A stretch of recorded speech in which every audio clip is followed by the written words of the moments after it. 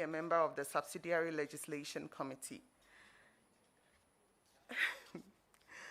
As a member of Parliament, I had the opportunity to represent the committee in a number of programs, some in the United Kingdom and some in other areas. And before then, as I stipulated in my CV, I had the opportunity to also be in some workshops, political workshops, and other workshops that were all geared towards making the private sector organization that I was working with better. Thank you, Mr. Chairman. Right, honorable members, that's your candidate. You want to start? Yes, Honorable Acting Leader. Thank you, Honorable Chair, for according this unique status to me, albeit on a temporal basis. So I'll utilize it as much as I can. Take Honorable Dokuya, congratulations. Yes. Thank you. Yes. Your government has touted the African Continental Free Trade Area as a success story, one of its achievements, primarily because the secretariat of that outfit is based here in Accra. Now, given the fact that we have had previous attempts to create a free trade area for the sub-region and the ECOWAS, which hasn't yielded a lot of dividends, because at the moment we had loggerheads with some of our neighboring countries with respect to trade issues, retail trade, etc. I don't want to mention names for obvious reasons. Honorable, what benefits would the African Continental Free Trade Area bring to the fore so far as trade liberalization is concerned, now that the Secretariat is in Ghana? Yes, indeed, we do tout the African Continental Free Trade Area as an achievement. We see it an achievement because for everything that provides a framework for our manufacturers or our exporters to be able to leverage on that is an achievement. And this African Continental Free Trade Area provides that framework. Quite briefly, the African Continental Free Trade Agreement, area is a single market, duty-free, quota-free, operating within the African continent with a population of 1.2 billion and an estimated GDP of $3 trillion. This seeks to increase the intra-African trade. If we are to compare this with other areas, intra-Asian trade is well over 60%, intra-European trade is well over 50%, and intra-North American trade is well over 40%. But currently, intra-African trade stands at 12%, and it is the target of the African Continental Free Trade Area by 2022, the intra-African trade will increase to 52%. Once we are given this opportunity to Africans, Ghana is certainly part of it and will definitely be able to take advantage of it. ECOWAS is ECOWAS. Intra-African trade doesn't come in to abolish or to downplay the role of ECOWAS. In Africa, there are several trade blocs, and this intra-African trade is supposed to harmonize how we are able to go ahead with trading within the various trade blocs, because initially there were some sort of barriers.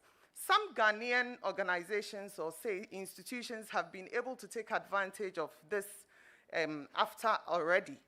And the reason why we are a lot more hopeful with this after is after provides a much bigger market, which is 1.2 billion population, as compared to the ECOWAS market, which is about 300 million population.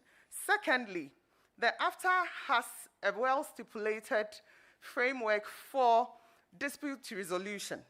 So if there's any issue with compliance from any of the member states, there's a laid-down procedure on how to approach this situation. Unlike with the ECOWAS, where we don't really have this stipulated in here. So AFTA is going to be able to take after some of the good advantages of ECOWAS to make AFTA better. And with AFTA in place now, we'll also be able to make ECOWAS better so that we can still maintain the regional bloc and make it better and still take advantages, all the advantages necessary within the AFTA. Thank you. Do you think we have sufficient political will on the part of our leaders to make the African Continental Free Trade Area work? Because largely, I think the reasons why ECOWAS hasn't been successful is as a result of the lack of political will. Honorable, I believe all these issues to make our environment, everything better does not just depend on only our leaders, but it's a collective responsibility. As members of parliament, we have a role to play. Everybody in the environment, in the community will have a role to play for every policy to be fully.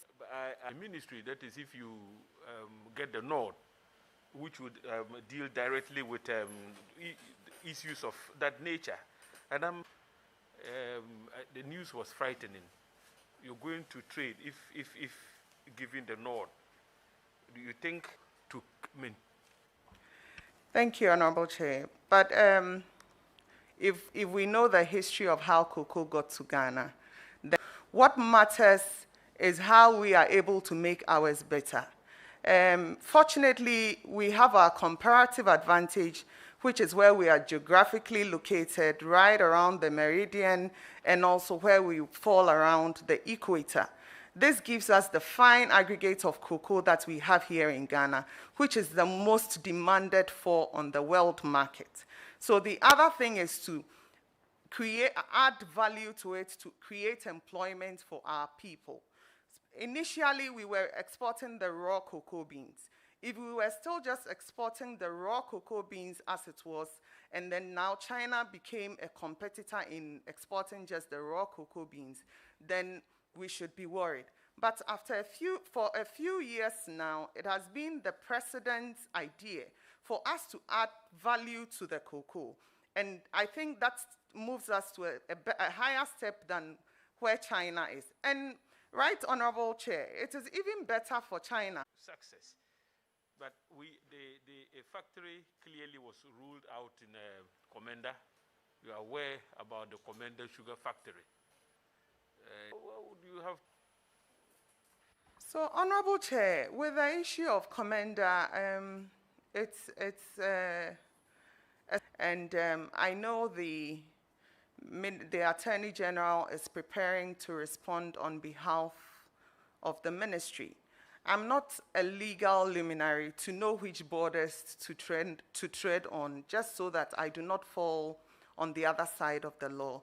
Permit me to recuse myself from commenting on Commander. But I would only hope that this legal journey will end soon so that our brothers and sisters will be able to find a meaningful employment in the factory. Thank you.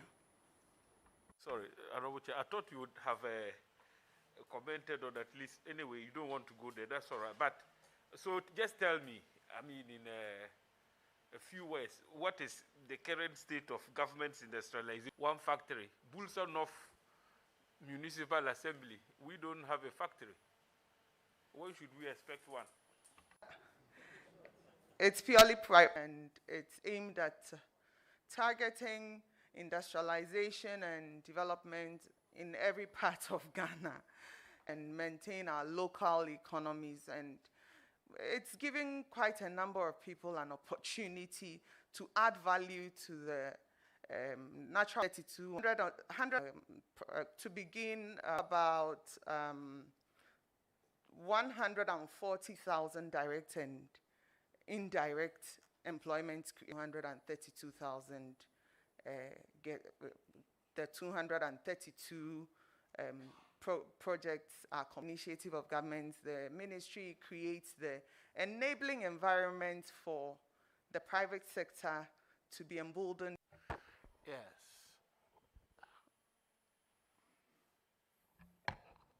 Thank you, Mr. Chair, for the opportunity. Honorable Dokuya, congratulations. Thank you, Chair. I wanted to make inquiry about how you are going to help promote trade. We are able to invoke one part of the 10-point agenda, which is the business environment regulatory reform, to ensure that importing cashew into Ghana will be unattractive to the importer. Thank you. Last one. That African trade will see a boost of about 60% by 2022. Do you think this is feasible, and why?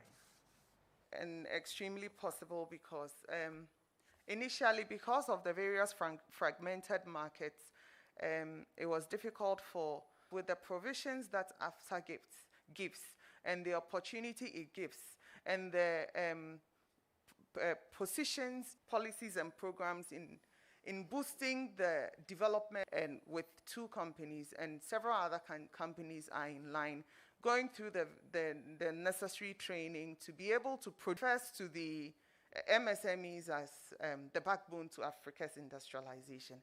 It has about 80% of private sector businesses and employs close to 70% of all employees of private sector. So it is the belief of AU that once we are able to implement policies and programs to retool our MSMEs, Africa's industrialization. Thank you. Yes, Gisela. Sorry, Obi first. Kencity Minister, Trade and Industry designate. I have to disclose that she's full. Is that how superior is it to the other systems that we were using? Thank you, Honorable Chair. But before using different system at the ports, the trade facilitation system was different. And we ratified the recommended that we have growth and would need to do everything to eliminate obstacles from our trade facilitation. Then it was necessary in the ministry then. And currently, I would say that from the records, they have recorded a negative, possibly because then there were COVID restrictions, so the correct up from July, I think we had about 23% increments comparing it to the previous year. And in August, we had 30, Mr. Thank Chair. you, Chairman. So be certain about it because of our record, Okay. so that we know what comparison you are doing. Thank you, Chair. Was installed. In September, we also had 34% increment as comparing it to 2019 September. In October, we had 34% as well. And then in November, we had 25% increment. And then in December, Right from the time that isolation. Multiple will continue with another vendor and then come. It was seen to have some sort of leakage. I was still there. If you were seeking to improve it, I don't have a problem of the new system. And The new systems is the GC Net did, but we know that and the ministry took the decision then. Thank you. And FDA. Here. thank you for taking from the Honorable Obiang. What Chair FDI entered Ghana end of year 2020? Thank you, Chair. Apologies. It says what? Yes. Thank you, Mr. Chairman. Is your government going to have one district, one market policy or something like that? Because I'm just giving you slogans because, you know, you are used to sloganeering. She came for information, so she was also part of the sloganeering. But on a more serious note, the informal sector is huge in this country. And do you think that there's a time when we should also have give a bit more formalization to that informal sector, informal local trade sector. And the special implication of that is the market. Is it time for us to have properly designed markets, for example, where you have the stores, you have the shops, you have bulk breaking areas, you have a transport terminal or whatever, just like how we have in Audusanya East, Kaswa, and I think Mankesim is also. Is it not time for us to have such formality in markets across the country? And almost whether it could even be some synergies and standardization of some of these things, so that we know that this is category A, this is category B, but whichever way, it is categorized in one way or the other. Honorable Chair, thank you. And I think our markets and the individual market men and women all fall under the category of micro, small, and business enterprises. So currently, there's a new policy. A policy has been developed, and this policy has been able to transform the NBSSI to Ghana Enterprises Agency. And the Ghana Enterprises Agency now is supposed to house all issues of the MSMEs and then address and coordinate their activities. So now I would say the mandate of the Ghana Enterprises Agency is a lot bigger than the NBSSI then. Initially, a lot of reasons why most of our businesses are not formalized is possibly because of the bureaucracies involved in being able to formalize some of these sectors.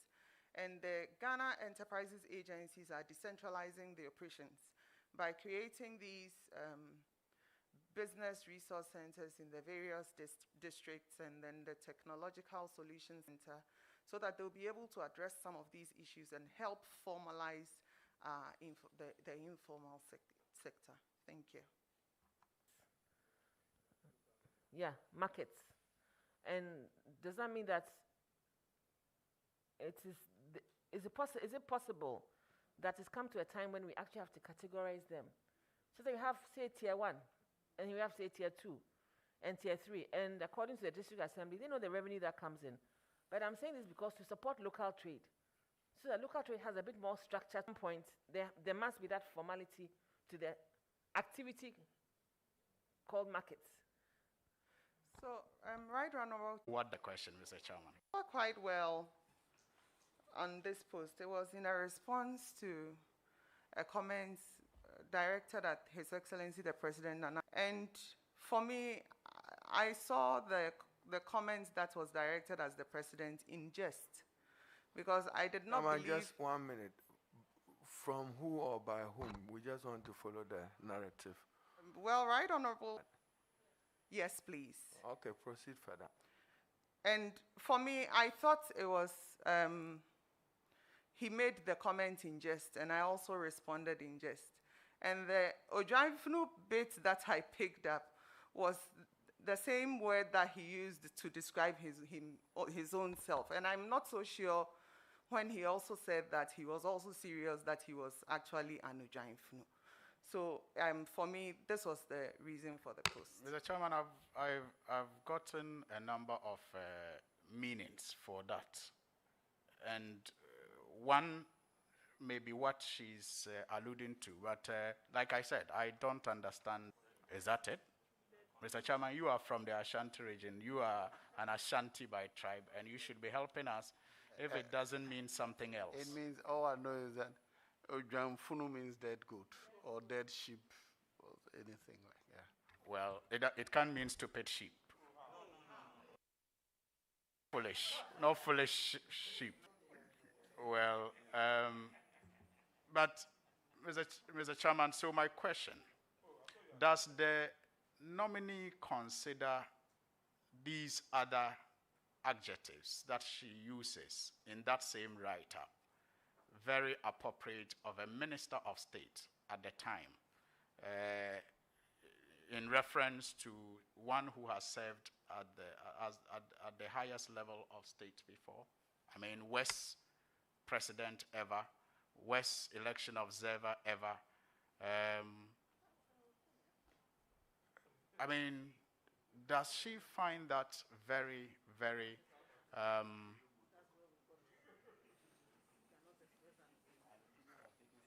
Does she find that very appropriate?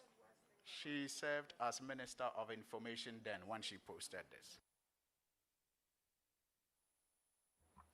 Well, on hindsight, if it is supposed to be a serious conversation, probably no. But since I saw the ex-president's comment in jest, and I was also responding in jest, I thought it was the kind of political banter that we usually do.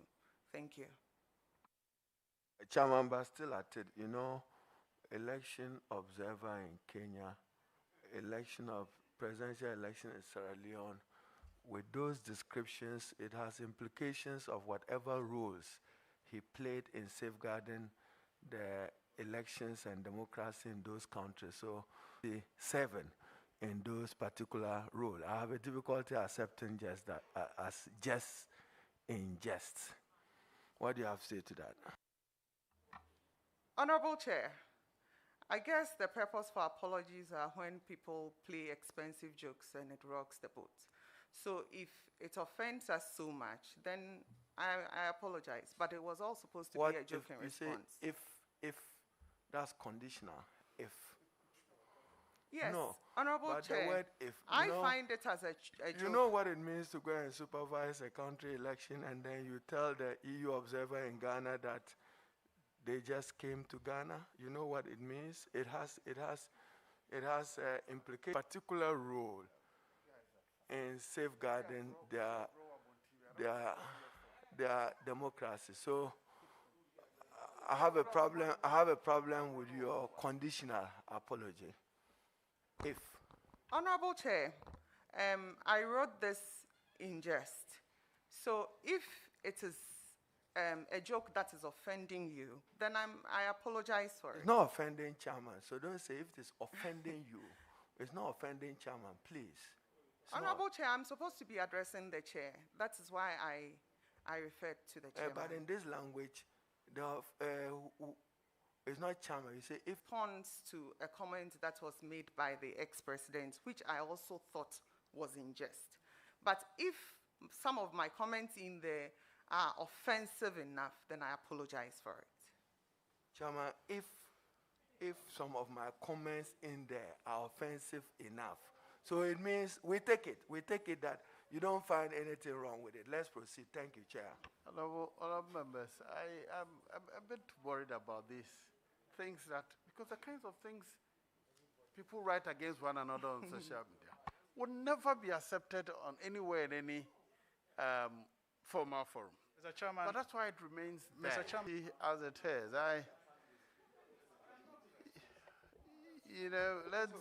is. My view is that I don't do so I don't go there at all. What you write, I don't see, I don't care. Once you decide to play there, accept that that's what you do there and leave it there. Anyway, yes, let's proceed with it. Yeah, Mr. Chairman, I understand your comments are coming from today's world. Social media handles, especially when they are used by professionals, are Deputy. I know that they are not used by professionals. Thank you, Mr. Chairman. I wouldn't have raised this. I wouldn't have raised this if she wrote it at a time that she was not a minister of state. Maybe I would have said that she was just being an independent city that she was taxed with as a deputy minister of information. I expected her to be much cautious in her choice of words, even on social media. But I'll move on to my next question. Chairman, before you move on, I find those words. I'm not in social media like you, but 2017 presidential election in Kenya, you went as an observer, worst observer ever, unquote. 2018 presidential elections in Sierra Leone, you went as an observer, most incompetent observer in the history of Africa. I find these comments disparaging. I do, Chairman. So I have a difficulty with your use of the words if. Okay, Right Honorable Chair, I have realized my jest was not accepted, so I apologize. Thank you. Thank you. To my next issue, there's a publication also attributed to you. How dare you criticize Osafo Mafo over Aisha Wang, Deputy Minister to NDC? I'm sure you remember that. This was in an interview with GBC's Behind the News program, Thursday, April 28th, 2019.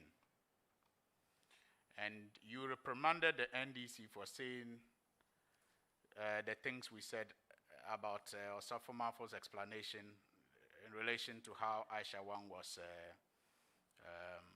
deported. According to him, it was for national interests. It was to protect the national interests. And you said the NDC had no moral right to criticize the government and its ministers on the fight against illegal mining. Quote, for me, the NDC has no moral right to condemn anything about the fight against galamsey. If this illegal mining had been allowed to go on from the way it was going on right from 2015, I'm sure a lot of our situation would have been a lot worse. It took a visionary leader of Nana Addo akufo-addo to be able to put his presidency on the line. He is preparing the country for the next generation and not himself for the next election. So he took a step that several presidents were not able to take. Presidents before Nana akufo-addo have also taken steps to fight galamsey. In fact, the immediate past President Mahama, did fight galamsey. But what didn't happen on tape? No confiscated excavators were missing. Yes, some excavators that the current president has taken, that no other president has taken in this fight against galamsey. Which are the steps that are being taken that no other president has taken to win this galamsey fight, which clearly, as we speak, is not being won? Thank you, Chair. But then I was the Deputy Minister for Information, and I was probably assigned to that. I probably had all the details that I had then to be able to respond in the way that I did. But we all know, if for nothing at all, the President has put his presidency on the line to ensure that we end this menace. But beyond that, I would not be able to say anything more on the galamsey issue because I do not have the facts now as I sit here. Thank you. That's quite interesting. I thought you... Anyway, Mr. Chairman, I'll leave it here. Thank you. All right. So before I come to you. Thank you very much, Mr. Chair. Congratulations once more, Honorable Nominee. Thank you, Honorable. A while ago, in an answer to a question before the committee, you made reference to industrialization, the industrialization agenda of this government. I understand that from the manifesto of the NPP, the one district, one factory has been one of the tools, the Medina constituency. We've been waiting for the past 4 years plus to have our own portion of this industrialization move. But we still have not had that published under this industrialization agenda, particularly given the one district, one factory agenda, not in Medina, in Ghana. Thank you, Honorable Chair. We currently have 32 one district, one factory projects. 76 of them are operational now, one construction this year. That is the data on the 1D, 1F. That sounds so impressive. How come Medina, has not benefited from this 1D, 1F initiative? So, Honorable Chair, the government has other ways of incentivizing the projects for it to be attractive for investors to invest in it. I'm hoping that within the 49 that are to take off, the Medina is included. I do not have that data though, but I'm hoping. Thank you. Thank you, Mr. Chair. We'll be very, very grateful to have our own. Be willing to partner the ministry to start one if we have that opportunity. Yes. So, so we fix it together. So, thank you very much, Mr. Chair. The AGI on affecting business in Ghana, what would your ministry do in partnership with the Honorable Minister of Communication to manage their costs? Thank you, Chair. So for successful industrialization, it doesn't only work with the Ministry of Trade and Industry creating the enabling environment, but we would have to be able to liaise with other ministries that provide certain services to ensure that we are able to get the negotiated stance. Only limit this with the Ministry of Communication, but for the Ministry of Energy, the Ministry of Sanitation agenda will be propelled. Thank you, Chair. Now, there is also the fear that Ghana has fallen short on almost all the AFCAT competitive indicators. And in a recent publication by Ghana Web on 26 April 2021, the business mogul, Mr. Sam Jonah, was reported as saying, and I quote, of development unless the major drivers of the economy are owned and controlled largely by the citizenry. Take a look at the major drivers of Ghanaian economy: telecommunications, oil and gas, insurance, etc. These are often predominantly foreign-owned and Ghanaians' own strength. And what would you do to protect the interest of local industries in Ghana? And you can tie this in together with the what is happening with the government automobile policies now. What you would do to protect spare parts dealers and people, working in that space in Ghana. So, right, Honorable Chair, your question seems to be one after the other, the way I understand that we have and we protect our local content.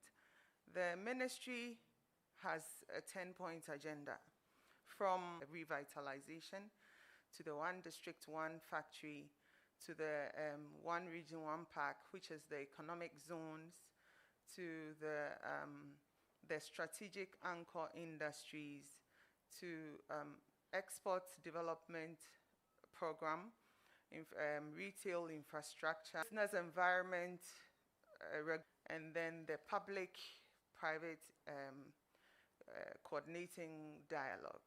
All these are well thought out pillars, which are all supposed to be fused together to protect our local content and to ensure that our industrialization goes on as planned. There are times when Ghanaian manufacturers may get distressed because of technology, or they may get distressed because of access to long-term, medium or long-term financial facility, and they may get distressed because of even finding the demand or market for their products. So all these points that I just mentioned, as well stipulated in the 10-point agenda, addresses all these issues to ensure that we are able to protect the local content in there. Now, to move on to the auto policy. The auto policy seeks to establish Ghana as an integrated and competitive industry for the automotive, an integrated and competitive hub for the automotive industry for the West African sub-region. The target is to have this base for the West African sub-region.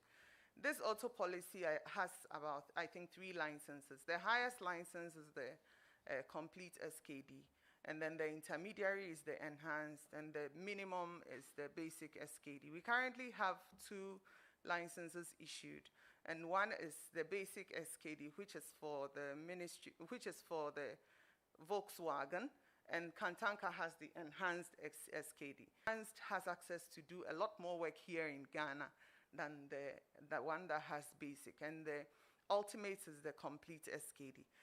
It will interest you to its production capacity.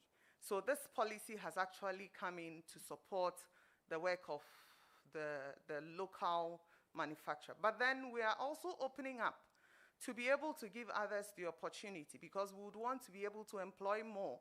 And if our target is to be the industrial hub for West Africa, we should be able to give more than one option or variety to our prospective clients and prospective buyers, because we'll be competing with those who are able to import to the other parts of the country. The policy also does take care of those in the value chain who are already in the system now. For example,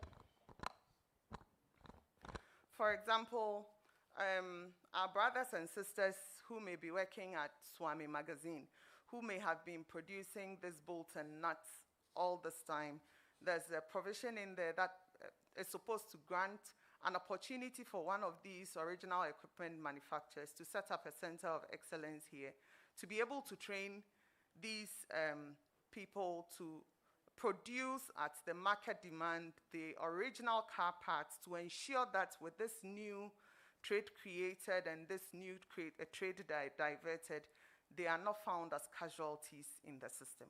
Thank you. Congratulations. Thank you, Honorable Our Chair. mountain queen. She's from the mountains, so she's my mountain queen.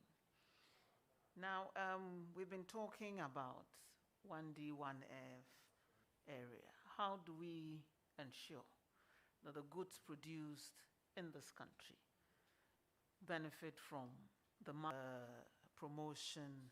And how do we also ensure, while you're addressing that issue too, that we can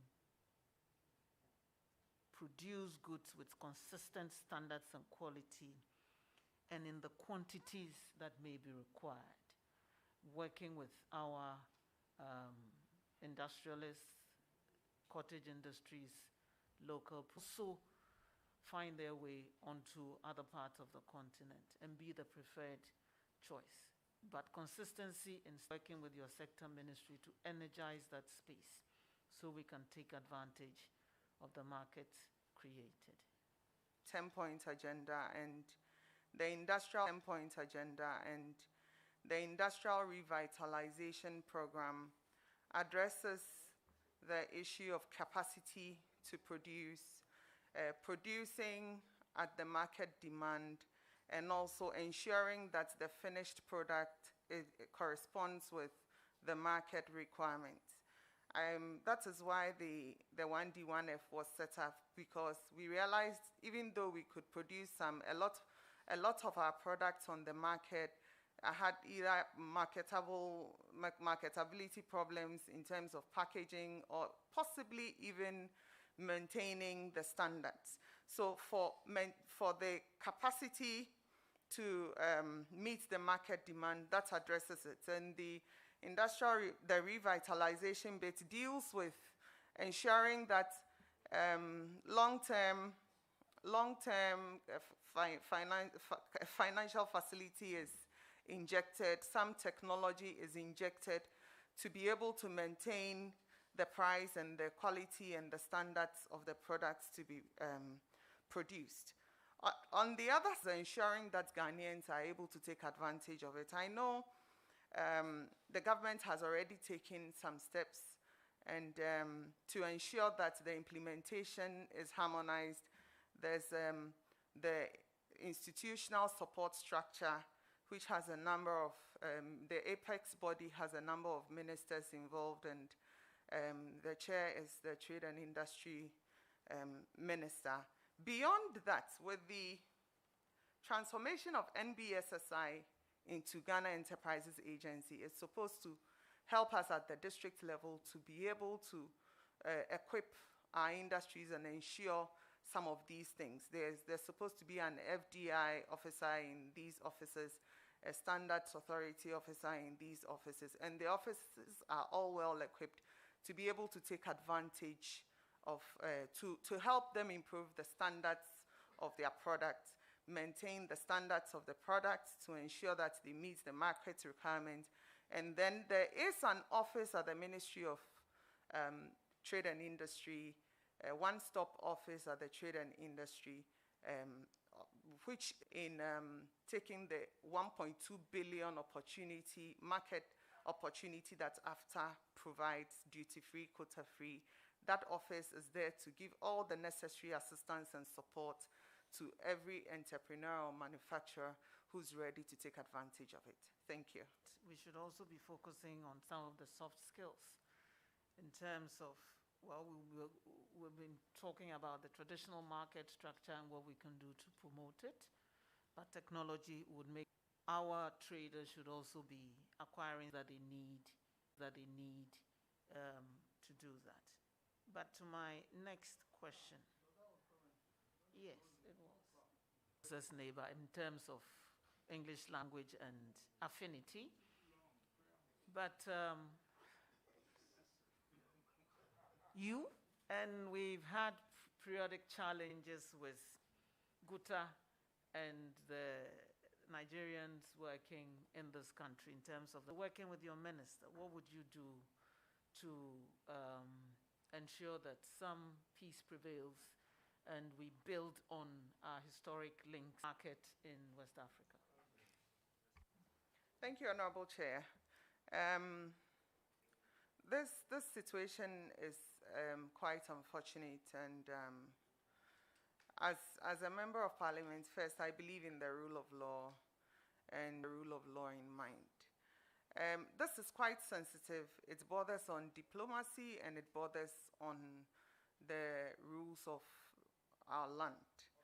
So I know consultations are ongoing, and even earlier this year, there was a delegation from Nigeria led by their Trade, Industry and Investment Minister, all in discussion towards finding a solution to this problem. But before this solution comes on, I know the Ministry of Trade and Industry has set up a domestic trade team, and the domestic trade team has a working plan, and through their working plan, they have employed the services of a task force, and the task force are doing a lot of market surveillance to ensure that both Ghanaians and non-Ghanaians, everybody operating business in doing so, is doing so within the confines of the law until we find a lasting solution. Thank you. Thank you, Honorable Minister. I'll leave it here. Thank you very much. Either please conclude for me. It's 4 o'clock. Chairman, let me thank you for the opportunity to, and I'm minded by your quest for time. It is reported that Ghana spends about 82% of hard foreign exchange on imports, particularly the importation of rice. You have any plans what to do to assist your minister to reduce the importation of rice or the import bill on rice? Thank you, Chair.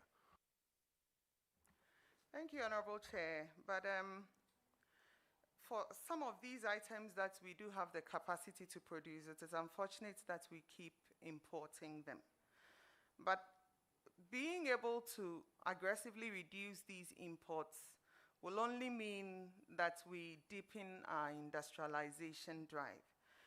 For importers, or let's say traders, to invest in a particular product, they have a few things that they usually consider: pricing, the finished product, and packaging, and the marketability of the product.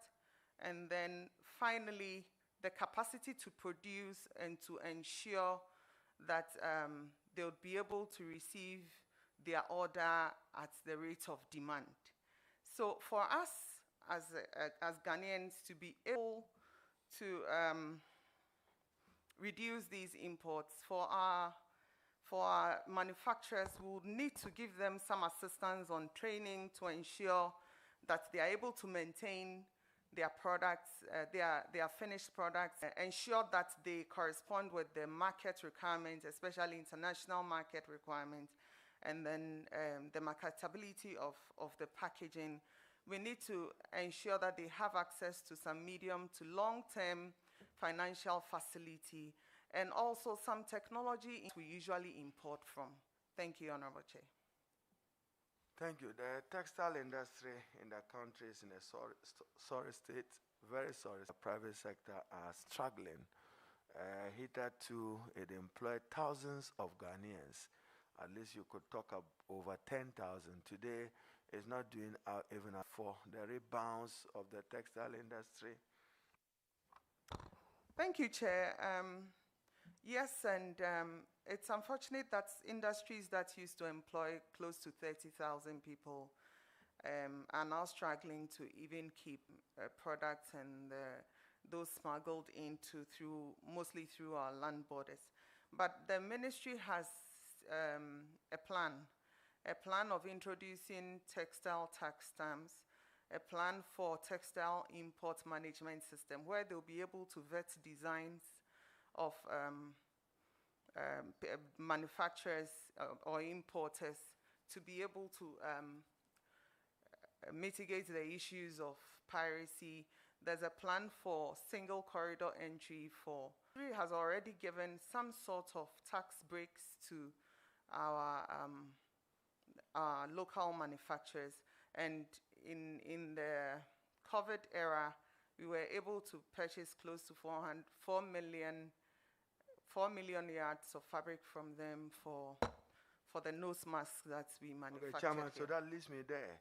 Did you play any role in the acquisition of local masks? Right, Honorable Chair, I was Deputy Minister of Information. I was not at the ministry. Did you play any role at the Ministry of Information in that? You are not in any committee? I was not on the COVID committee, Honorable Chair. And you have an idea how much it costs the state, particularly the Ministry of Information, to procure one nose mask, just per unit cost? I was not on the committee, and I was not on the any entity board, so I wouldn't have that information. All right, I appreciate that. Thank you, Chair. Chairman, the other one would be more of a commentary, because before I come to this other question, whilst I respect your sacrifice for time, today is Friday, and you're very critical of the NDC, moral, and then you say NDC, we have no moral right. Let me read this quote and see where you stand.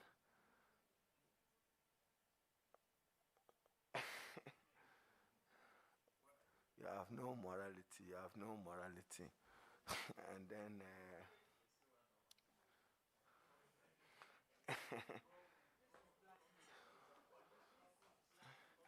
Chairman, so I said I'll do a commentary. I'll end up with that. 1D, 1F, the principle and concept I share, to the extent that is to address unemployment, to the extent that is to allow us industrialize, taking advantage of some opportunities of the economic advantage of those rural areas and communities. You are not there yet, so probably there's not even a question for you. But having worked at the Ministry of Information, I have a difficulty. It has now become another Accra Tema initiative. You see all the factories Tema Accra, Tema Accra. That's not the concept as I appreciated it. I was thinking that a cashew plant somewhere in the Brown-Hafo region between Techima and Doma, or a poultry activity, or a cotton facility in Tumu, then I know you are taking advantage of where the economic have a term for it, the comparative advantage of that particular area. When you do get to the ministry, what will you do for a review of it, if you share my thinking on that? Thank you, Honorable Chair. I do share your with your let me associate myself with your sentiments, but really, as much as the policy or the program may not have reached every single district yet, it has still been quite extensive in terms of reaching some parts of Ghana. Some projects are yet to begin, and there are proposals that are still being considered. Chairman, no problem. That's why I say you're not there yet, so I'll be fair to you, but I'm saying that take interest in it, because again, when you go to the ministry, we have a way to elucidate information on it. There's double cashing in on 1D, 1F. I have a long list of beneficiaries from Ghana Exim Bank on 1D, 1F. The same corporate entities are benefiting multiple from the government stimulus package. Yet there are other entrepreneurs across the country who just want an opportunity of a lifeline to undertake a trade of their own. Will you show interest in this, in assisting your minister for us to achieve the objective of the initiative? Thank you. Thank you, Honorable Chair.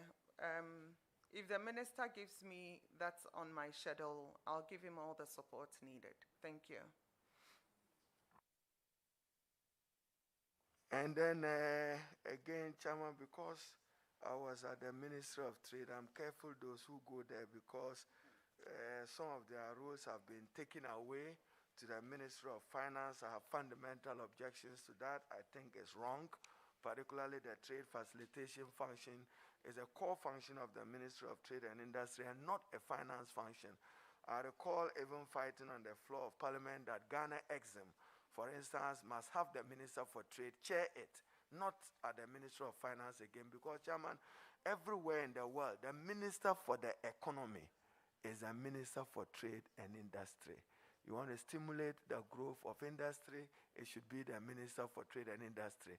You want to industrialize, is the Minister for Trade and Industry. Finance, that's what they do, revenue and expenditure, then they share with us what they would be able to do. So I think that, Chairman, the Minister for Communication raised an important issue, standards. And that will lead me to my next question, phytosanitary conditions. If you take our watermelon, this watermelon, that's the Achimota pronunciation. And watermelon, or pineapple, or banana. There are many countries that are looking to export that from Ghana. Their problem is Ghana meeting the minimum sanitary conditions. Take, for instance, Turkey and others. And I just wish that I could remember Poland. I saw a foreign minister of trade from Poland who saw pineapple at Kencity when it was just open, and her joy. We should be able to expand export to those markets. What will you do to support your minister to realize this? Thank you, Chairman.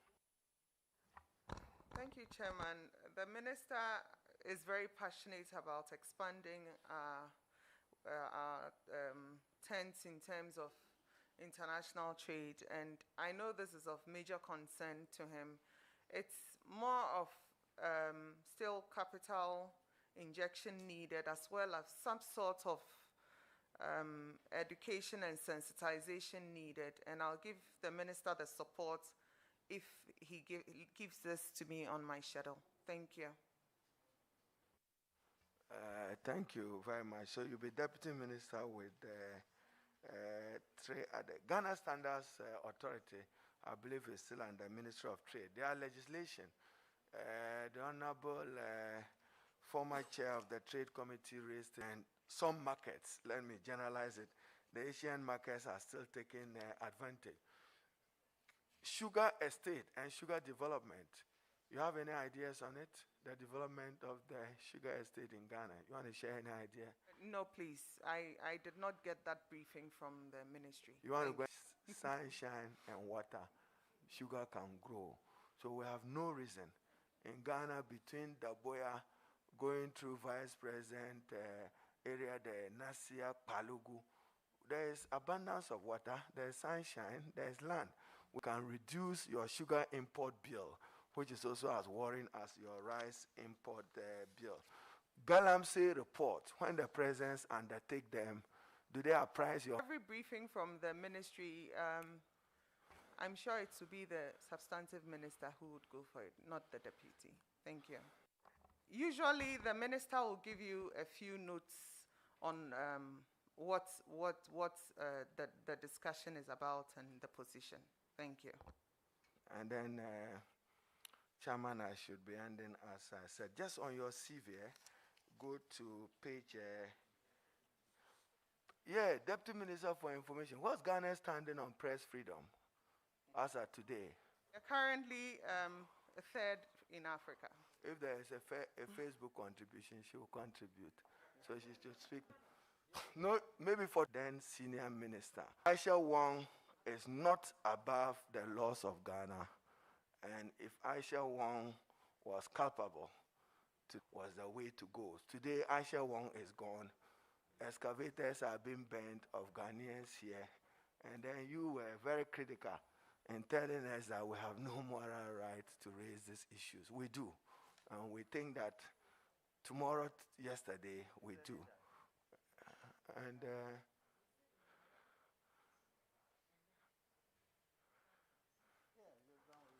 So, what's your assessment of the president's fight against Galamsey? A lot of his own in-house people suffering and being caught under it. What's your own assessment? Thank you, Chair. Well, I know it's a major fight. I know it's a difficult fight because of the people involved and the high-profile people involved from all sectors. So I know it is a tough fight, but I'm sure that with dedication, we'll be able to finish it. Thank you.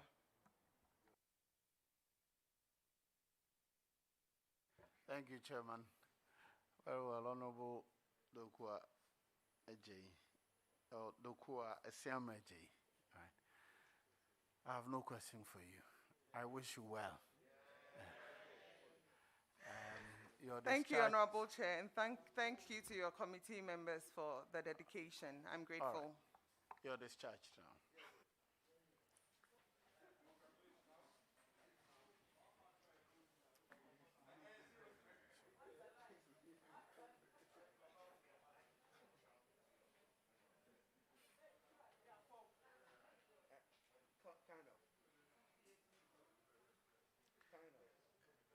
We are going to take a decision after that.